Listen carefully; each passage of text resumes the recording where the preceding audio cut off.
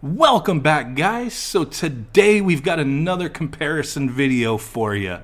We're going to be comparing the Sony PSTV to the Raspberry Pi 3B Plus running RetroPie.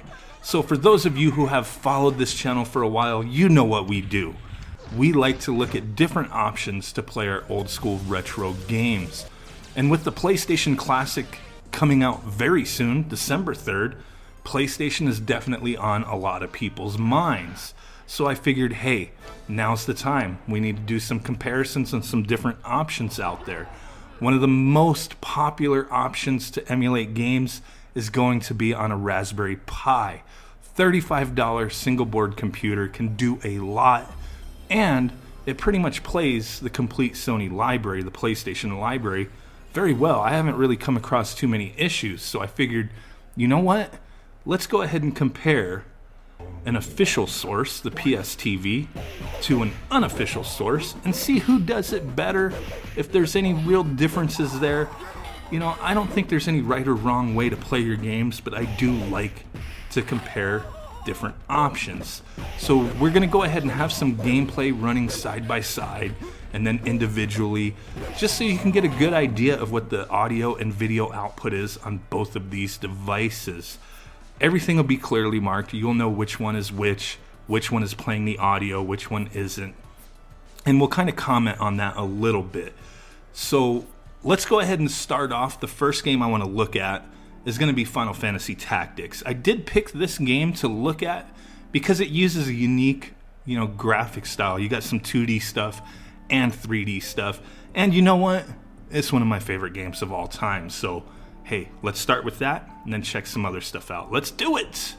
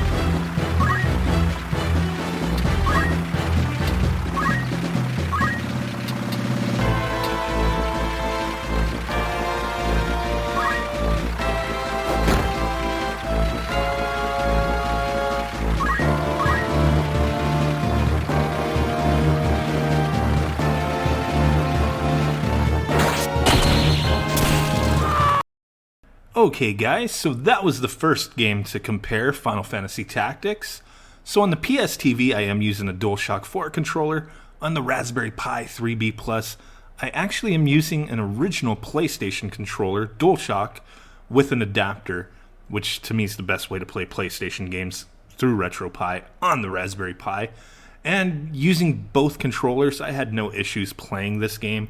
It's not a very, intense game with controller inputs. Just, you're choosing where you want to go, selecting options in the menus. So not anything there with input lag or anything like that. I can't notice anything. Very playable on both systems. Now, as far as the visual and audio representation goes, I want to say the Vita, the PlayStation TV version, is a little bit darker, and a lot of people have said PS1 games playing through the PSP, PS Vita, Vita TV, PlayStation TV, whatever you want to call it, is a little blurry, a little muddy. And for me, with this game, it's not immediately noticeable. With some of the text in the game, yes, I do get a little bit more blurriness than if I'm playing it on the Raspberry Pi. Now, the emulator I'm using on the Raspberry Pi, I haven't tweaked anything, haven't changed any settings. I'm just playing it stock the way it would be pre-set up if you just downloaded the emulator and threw some games on there. So you definitely can mess with the graphics on the Pi, but I have not done so. Very comparable between the two, but I do want to say, playing on RetroPie with stock settings, yeah, the visuals and graphics definitely are a little more sharper, a little clearer to read text. The colors, it seems on the Vita TV, the PlayStation TV, it is a little darker, maybe a little brighter, and that's fine. It just seems like the saturation is a little different, but besides that, both good options to play that game. So the next game I want to check out is one that I actually had some issues playing between these two systems, and that's going to be Street Fighter Alpha 2. So let's go ahead, take a look at some comparison video, and then I'm going to talk about my experiences with it.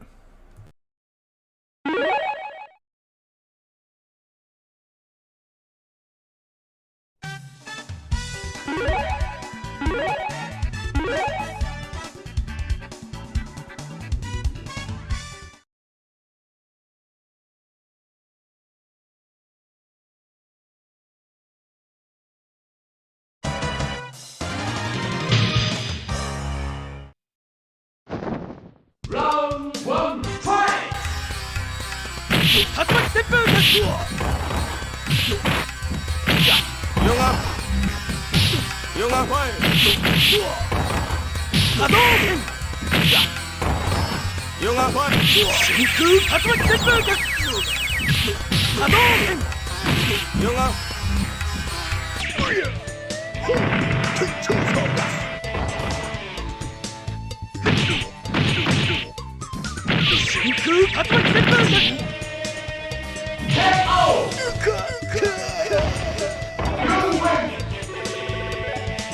Round two, fight!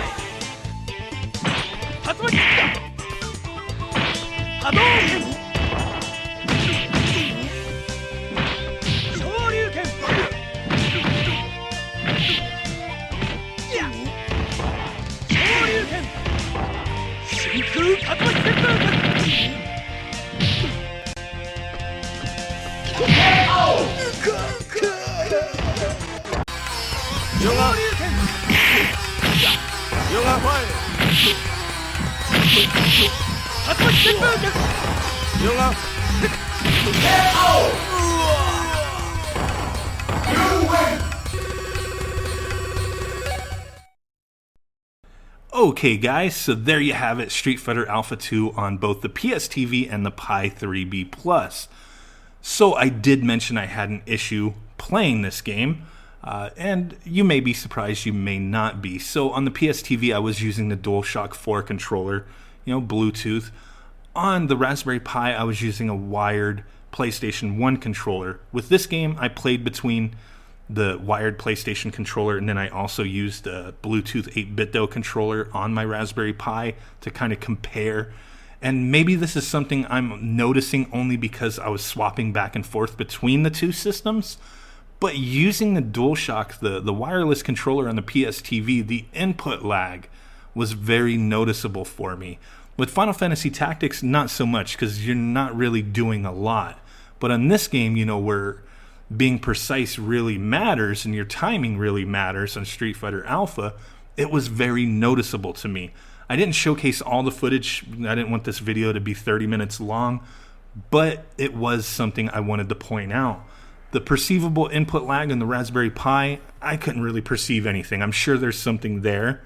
With the PSTV, it was noticeable to me, so it's only fair to point that out. But back to the actual game. The sound, even on Final Fantasy Tactics, Street Fighter Alpha 2, the sound was fine. No issues between the two systems. Graphics-wise, yes, a lot of people have pointed out the PSTV, Vita, PSP, whatever options you do officially for PlayStation 1, the graphics aren't going to be as sharp, and the colors, the contrast, or the saturation anyway, is a little off. Playing on the Raspberry Pi, I didn't tweak anything. I just played it stock on the emulator, and it looked great to me. Definitely a step up, visual-wise from the PSTV. But for me, it didn't really bother me either way. The biggest thing that you're going to have to look at here, especially considering with the PlayStation Classic coming out, whatever option you want to choose, is, price point, what your feelings are, as far as emulating versus official consoles. If you're into emulating, Raspberry Pi is definitely a great way to go. A $35 single board computer. Micro SD cards are, dropping in prices. I just did the PlayStation only image, 500 PlayStation games, and it was on a 256 gigabyte micro SD card. And those cards used to be a couple $100. Now they've dropped down to, between $60 to $70. So the prices are falling, becoming more and more of a viable option for those of you who want to emulate on a Raspberry Pi. Obviously, the bigger card, the more games you're going to get on there. I have 500 games on that build. There's no way I'll play 500 games, so sometimes smaller is better. And it's kind of nicer to tweak things to your liking, only put the games you want to play. But hey, that's what we do here. We talk about these different options, and I hope this gives you a better idea of maybe the direction to go. The PSTV is hackable. You could play a bunch of games, add a bunch of stuff. You just have to make sure you're not on the most current firmware. Mine unfortunately is, so I did find another one that hopefully I can hack pretty easily. It's been a long time since I've hacked a PlayStation system, any kind of Sony systems. It's been since the PSP came out, so I'm really looking forward to messing with this and hacking it and seeing what I can do. So look forward to some content on that. So I really hope this video helped, gave you a better idea between these two options anyway. Really do appreciate you guys stopping in. Smash that like button, subscribe, slap that notification bell around, follow me on Twitter, do all that cool stuff. It means the world to me, guys. And with that said, I will catch y'all next time. Peace out, bye-bye, and boom!